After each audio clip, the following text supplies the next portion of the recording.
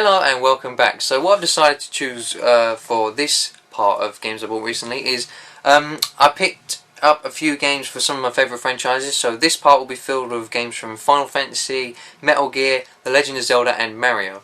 Anyway, starting off, lastly I spoke about Bravely Default and I kept referencing Final Fantasy 3 for the DS.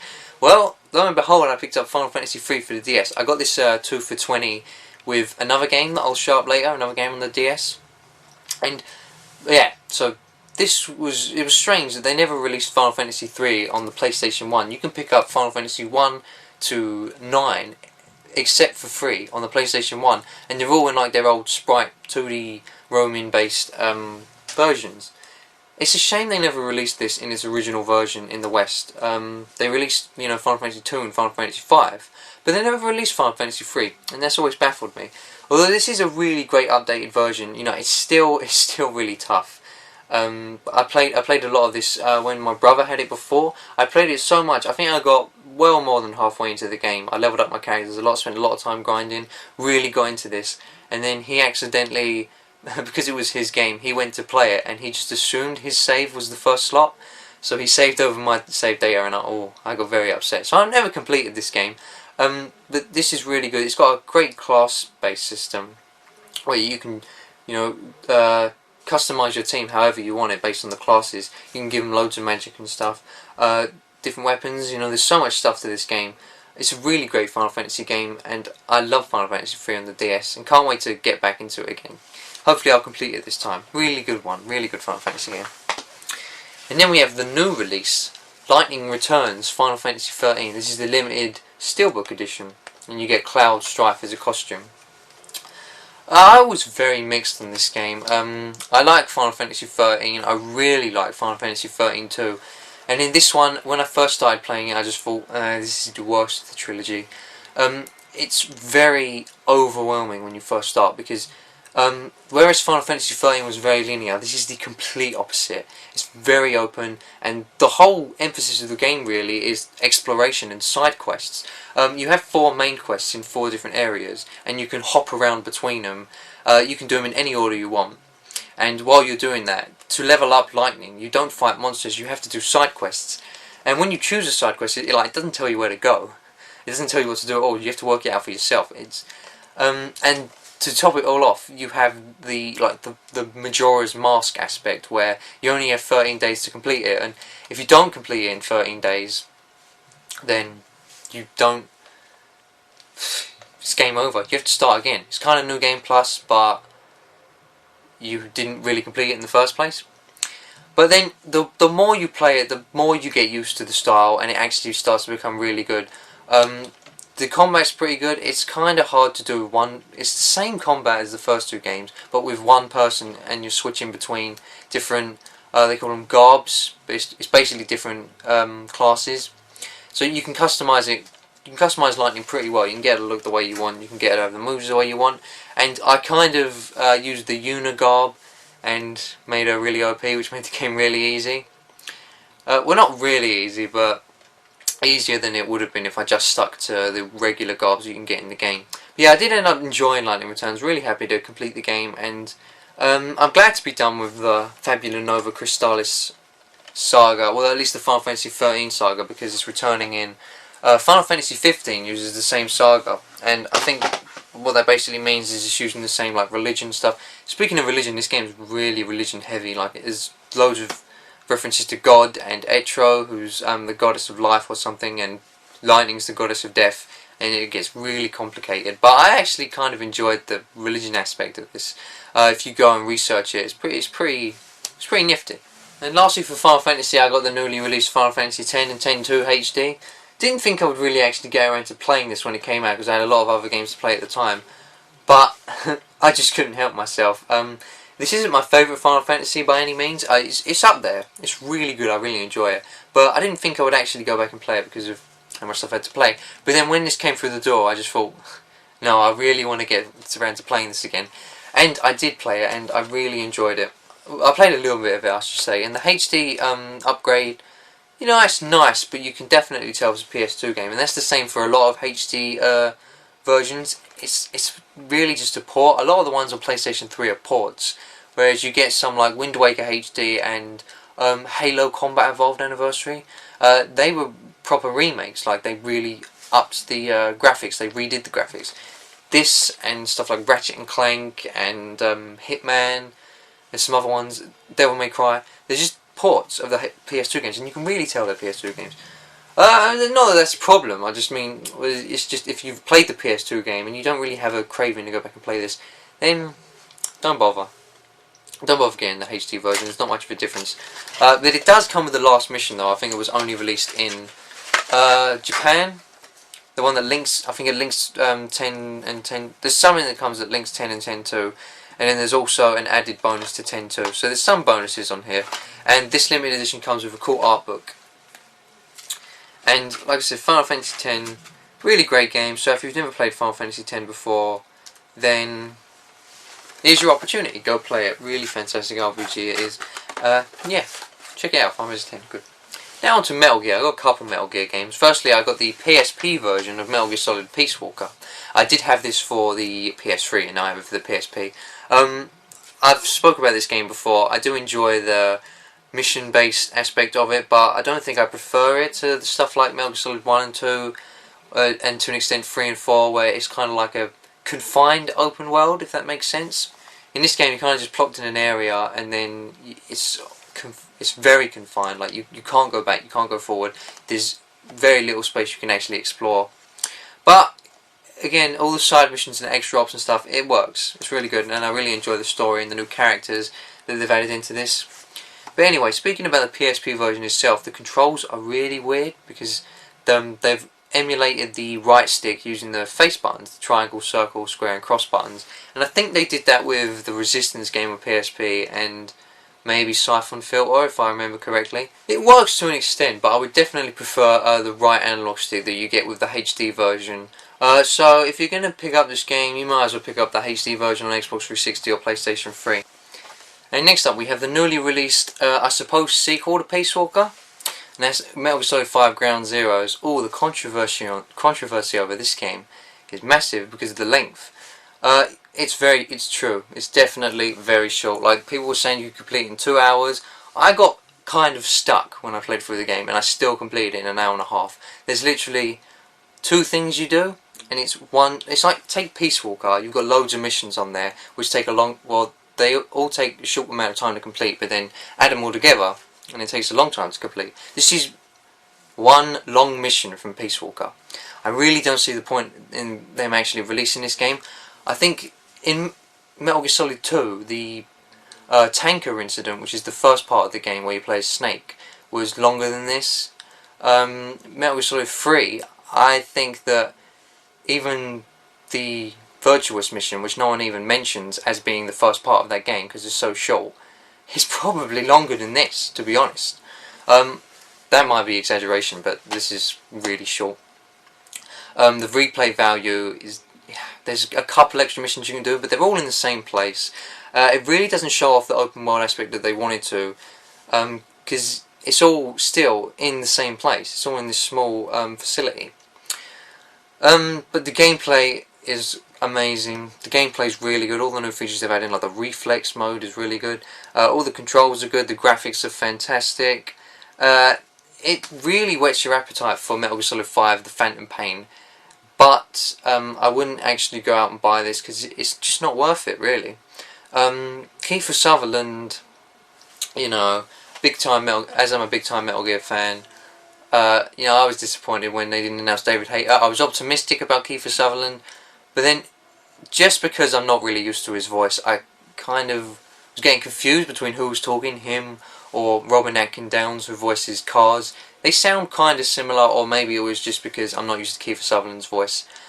But yeah, I wouldn't go out and pick this game up because it's just not worth the price, to be honest. They could have released it as a demo, a free demo, or they could have released it as like a £5 download. You can get it digitally, but it's still quite expensive. Even comparing it to like the Bravely Default demo, that was free, that was not part of the actual game itself, and you could play that from upwards of 10 hours. So, I mean, even they released Metal Gear Solid, what was it? Metal Gear Solid 2 demo with Zone of the Enders on the PlayStation 2, and I think that was even longer than this, and that was free. So they could have bundled this in with something like Castlevania Lords of Shadows 2 or something similar, so that you get the experience. Or they could have just left it and put it at the beginning of Phantom Pain. But the story was really good, and now I am even more excited for the Phantom Pain. So I suppose it was good in that regard. I'm not regretting purchasing it, but anyone who's not a huge Metal Gear fan, yeah, don't bother with it. And buy Metal Gear Phantom Pain when it comes out, because the gameplay is going to be just as good as Ground Zeroes, and longer. So, moving on to the Legend of Zelda stuff. Got quite a few Legend of Zelda things here. First off, Twilight Princess for the GameCube. I've had this on the Wii. I've played it a couple times on the Wii, and I really enjoy this game. I think I've spoke about it for the Wii before. So what I'll just talk about is the GameCube version. Well, you don't have to swing the Wii remote around to play it. You just press B to attack, and I suppose that's why a lot of people think it's the superior version. Honestly, I prefer the Wii version. I just prefer the pointer controls with the bow and arrow and the ball and chain and stuff, to be honest. But besides that, there really is no differentiation between these versions, except I did not realise, but the Wii version is mirrored, completely flipped. I only noticed it like I was a couple hours into this version, and then like I remember Kakariko Village being in one area on the Wii version, and then they tell me to go to the other. So I don't. I go to where I think it is, and then I'm stuck because it's not there. So I go across the map and find it's in the other place. And then I noticed that all the dungeons are flipped. So I then researched it, and it turns out because they made Link right-handed on the Wii version, because most of the population are right-handed, they didn't have enough time to actually make him right-handed, so all they did was mirror the entire game in order to make him right-handed, which I thought was really weird. And since I played the Wii version twice, this version felt to me like it was the mirrored version. So I was a little confused when I was playing it, and you know, solving some puzzles in some dungeons was a little bit different, but besides that, there's no difference. This one's a lot more expensive than the Wii version, so only get it if you're a collector or you really can't stand the Wii motion controls. But otherwise, just get the Wii version, to be honest. This one is Zelda Phantom Hourglass, and this was the one that I bought in 2 for $20 with Final Fantasy III. I was actually trying to get this game rather than Final Fantasy. I just found that at the same time. But yeah, I've mentioned before that I'm going on the Zelda run-through, going through every game from the beginning to the end. And Phantom Hourglass for the DS is one of my favourite DS games. I really like the controls on this. It's completely controlled by the touchscreen, and some of the puzzles require you to like draw on the map so you can remember things. And like the movement's done by the touchscreen, the attack's done by the touchscreen. You touch enemies in order to attack them, and it does sound like it would get really annoying. You'd rather just play with buttons, but no, I think it works really well. Like all the puzzles with the map, and when you do the C sections, you draw a route, and then you tap the enemies to attack them. Stuff like that. I think it works really well, and you know, as a sequel to the Wind Waker, it's really good. I'm really glad they made this game. I really enjoyed it. And next up, I'll be able to play Spirit Tracks, which I'm also looking forward to. That one also looks really good. Haven't actually played that one before. These next 3 games are kind of part of the Zelda franchise, but really not at all. But I picked up freshly picked Tingles Rosy Rupeeland, which did not come out in America. It came out in Europe and Japan. So yes, PAL case, big PAL case. So if you're in America and you want to play this, you'll have to import it from, I'd suggest Europe, because it's in English. The basis of this game is just collect rupees, buy stuff, sell stuff, make stuff, cook stuff to sell rupees, and you have to throw your rupees in a pond to build this tower. It's really bizarre. Literally everything in this game is based on rupees. Like your health is based on rupees. Everything you've got to do it thinking of the rupees, and you have to make as much rupees as possible. And so it gets a bit crazy.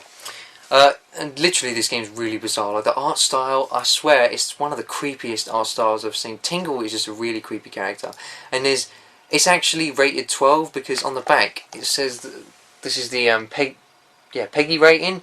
That means like sexual content and violence. And then I was thinking, how can there be sexual content in this game made by Nintendo? And then the very first character you see, besides Tingle, is like just some slutty pink version of Tingle that's just got like big cleavage. It's really weird. I don't even know why they could have made the game a 7 or something if they didn't put that in. But then you get the builder characters who just do like air thrusts. It's such a weird game, and some of the characters really creep me out. But the gameplay wise, it's sort of puzzles. There's kind of dungeons in this. It's sort of one thing. It's sort of another. It's a really weird game. It was like the first few hours of this game, I was just so confused that I loved it. The last few hours were also really good, but the middle bit, just building loads of rupees, having to do loads of meaningless tasks to get rupees, got kind of boring. So yeah, I'd suggest playing this game because it's just so crazy. It's one of the weirdest things Nintendo's ever put out, and like I said, it's not really part of the Zelda franchise because it literally, none of the enemies, nothing has anything to do with Zelda except Tingle and rupees and a couple of nods to the franchise. If you're in America and you if you probably might not even heard of this game, consider importing it just because of how completely crazy it is. And next up I got another game from the Tingle franchise, which is Tingles Balloon Fight. This game only came out in Japan for the Club Nintendo, but it's actually quite cheap to import. You'd think it'd be expensive or rare, but it's not really. This is literally just Balloon Fight with Tingle, and the only other thing I noticed that's different to the original Balloon Fight is that the sound effects are from the Tingle games. Yeah, it's pretty cool. And lastly, the Japanese exclusive Ripened Tingles Balloon Trip of Love. I think that's the English translation. The Japanese something like Irodzuki Tinkle no Koi Balloon Trip or something like that. But this game is even weirder than freshly picked Tingles Rosy Rupeeland. Just look at the art, look at the stuff that they just do with this game. This game is actually infinitely better than the first Tingle game, I think. It's a point and click adventure game rather than like a puzzle exploration game. You go through this book. It's like the Wizard of Oz. You have to solve puzzles and stuff, and you pick up these characters, and one represents the Scarecrow, the Tin Man, and the Lion. And the Lion's literally a lion, and his name is Lion. But yeah, this game is a lot of fun. It's not import friendly at all. It's very text heavy. You have to know what you're reading to be able to do it. So what I decided to do, I'm playing through the game with a guide, and the guide on GameFAQs that I found is really informative. It tells you of the story as it's happening, and it just tells you everything to do, and you don't really need to know any Japanese in order to follow the guide. And you can kind of tell, you can still tell the humour of the game through the visuals and the little gestures that the characters do. And the game's still funny. It's a lot better than the first one. I think this game is really good, this one. But just look at some of the artwork in the manual. Like, you see that, and then immediately you turn the page over and you're just greeted with that. And I found this so funny. And yeah, the game has sort of a love aspect to it. You have to, any character you meet, you have to give them gifts. Any female that you meet, you have to give them gifts in order to get them to like you. And some of the characters, like, as soon as they meet you, they'll just say, "No, I'm not going to talk to you because you're just too ugly." Or they'll just run away in disgust from Tingle. It's so weird. But the box art and stuff, everything's really good as well. And also what I noticed was that the manuals for Japanese games, they're actually like paper. They're literally just paper. Whereas our manuals are sort of, I don't know, they're tougher. They're more, feel a bit laminated, but I'm not exactly sure. Just different material. Japanese ones are literally paper. Environmentally friendly. Lastly, I have a small pile here of Mario games, and what I've decided to do is I want to go and get a complete Mario collection. And I mean the platformers, the puzzle games, the sports games, any Mario thing that you can get. I want to get a complete Mario collection, and that is quite a feat because there's like 200, it's over 200 Mario games now, and they keep releasing them. So what I'm trying to do in order to achieve this goal is trying to get like 5 Mario games per month or something. And you know, depending on the rarity and the value of some of the games, it might go up or down depending on whether I get 5 a month or whatever, but I have got 5 here. And firstly, I got Mario's Picross on Game Boy, which is literally just Picross but with Mario. I also had to go on a different European eBay site in order to get this game, and I ended up spending a bit too much for it because it wasn't on the United Kingdom eBay, and then eventually it just popped up there after I bought it, after I'd imported it for a lot more money, which was a shame, but it's literally just Picross with Mario. And then I imported Picross 2, which only came out in Japan, and this one stars Mario and Wario. This one's a little bit better than the Mario's Picross, although it assumes that you've played that one before because it just throws you in the deep end and all the puzzles are hard. Like that one will build you up, but this one's just really hard. But I actually really enjoy Picross, so I know what I'm doing when I play this. And I think this game's a little bit better than the first one because there's a little bit of a map that you can follow, and the puzzles that you create, the pictures that they make are actually better. And then you get Wario's puzzles, which are even harder. And this game's pretty import friendly because, well, you don't need to read anything except English numbers in order to play Picross. Here we go. We have another Japanese import, and this is for the Game Boy Color. Its literal translation is Donkey Kong GB, Dinky Kong and Dixie Kong.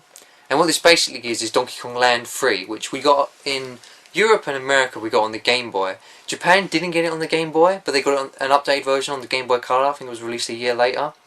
And this is the superior version because it's in colour. And it's very import friendly since it's a platforming game. But yeah, Donkey Kong Land 3 is really good. The Donkey Kong Land games, they're like modelled after the Donkey Kong Country games on Super Nintendo. They use the same characters, but the levels are all different. I think it uses the same worlds but different level layouts. So yeah, you get a unique experience of the Game Boy versions. And just speaking of this box art, you know, notice how the boxes for Japanese Game Boy games are a lot smaller. And well, that's probably because they don't need to be big. Actually, they only hold a cartridge and a few other papers and stuff. What this Donkey Kong actually came with, though, came with a cartridge, obviously. And if anyone's wondering, that's what a Japanese Game Boy cartridge did look like before it got destroyed. And yeah, it came with the Japanese manual. I have no idea what this is. I literally have no idea what this is. Something about linking something to the cartridge. Come with some pamphlet about some games. And I think interestingly, there, look, Metroid 2. That was never released on the Game Boy Color. Not in Japan, not anywhere. So I guess they were working on a Metroid 2 for the Game Boy Color.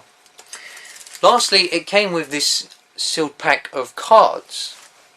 Which, I think there's 2 cards in here. I decided I'd leave it sealed and open it for the video. So, let's try and get this open without ripping it. Huh. Right, so it looks like this is actually some sort of trading card game then. I got these cards out. Oh, actually, it says the DK card game on the back. Actually, I think there was a Donkey Kong card game in Japan, if I remember correctly. I think I read this somewhere.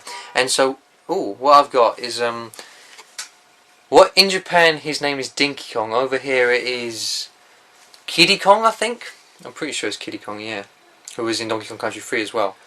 I don't know what that Japanese means, but then this next one is a holographic card, which is awesome. Holographic cards are always good. There's some numbers, so I suppose there was a card game for it. But yeah, awesome. Really glad to have these Donkey Kong cards. I was quite surprised they were sealed in the in the box after all these years, and that box was in really good condition. I'm really happy with this. Next up, another Game Boy Color one. I bought a game that was very instrumental to my childhood. That's Wario Land 2 for the Game Boy Color. You know, Super Mario Land's good, Donkey Kong Land's good, but none of them compared to Wario Land 2. I absolutely love this game. You get really cool power-ups as Wario. The game is completely separate to any Mario game.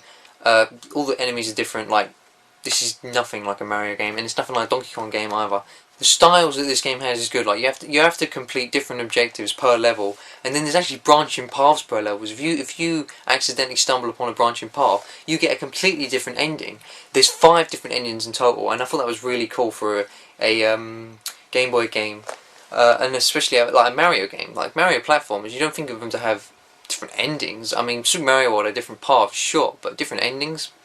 Now I thought that was really cool. This game's also available for the original Game Boy, which I also want to get that version as well. But really enjoy Wario Land. So if you have not checked out the Wario Land series, they're very different to the Mario games. They're not as, like, you can't fall down holes. They're not that sort of platformer. They're more of them traversing between screens, beating enemies, collecting treasure. Really good game. This is a really good game. I love the Wario Land franchise. I've only played a few of the Wario Land games, to be honest, but this one is definitely my favourite. One of my favourite games on the Game Boy Color. And playing this I played this a lot as a kid. And this was this and Rayman, the original one on Game Boy Color, were probably the games I played the most on that system as well. Oh, and Pokemon. So I really enjoyed this game. Really happy to get it again, and it's really cheap. So really cheap boxed and complete as well on eBay. So if you've never played the Wario Land games, absolutely huge recommendations from me. Wario Land 2 is fantastic. And last but not least, we have the newly released Yoshi's New Island. This game got average reviews, and I think the reason for that is because it didn't do anything new. And to be honest, the DS version didn't really do much new. The new mechanics in the DS version were different babies. This one has giant eggs. But yeah, there really is nothing to differentiate this game from the DS version or the Super Nintendo version. That's not a bad thing though, because the Super Nintendo version of Yoshi's Island is a fantastic, fantastic game. So just making sequels to that is, you know, really good in my book. And, you know, they're not yearly. So the Super Nintendo version was released back in the 90s, and there's only been 2 since then, and we've gone through 2 decades since then. So, you know, there's nothing wrong with releasing a new Yoshi's Island game. And the art style, I was a bit sceptical on it because I didn't really like the look of it from the trailers. But then playing the game on a 3DS, it looks fantastic. This game is really good. Any 3DS owner should really consider picking this up. It's a great platformer. The Yoshi's Island series is really good. So don't expect to see another Yoshi's Island game for another length of time. And when they do, it'll probably be the same as this. But that's not a bad thing. Yoshi's Island games are really great. This one is no exception. If you've never played a Yoshi's game, I definitely recommend checking it out. The Yoshi's Island games, they're cute, they're tough when they want to be, but this game has, you know, the Super Glide system or whatever, the Super Mushroom system, you know, the ones that Nintendo always implement in their games now. So, you know, even if it is tough, you'll still be able to get through it easily. So thanks if you stuck through to the end. From now on, I'll try and release more and make them shorter. Probably have less games in them, but maybe release them, I don't know, maybe monthly, maybe bi-monthly. We'll see how it plays out. Just depends how much stuff I get. So thanks for watching, guys, and as always, I'll see you in the next video.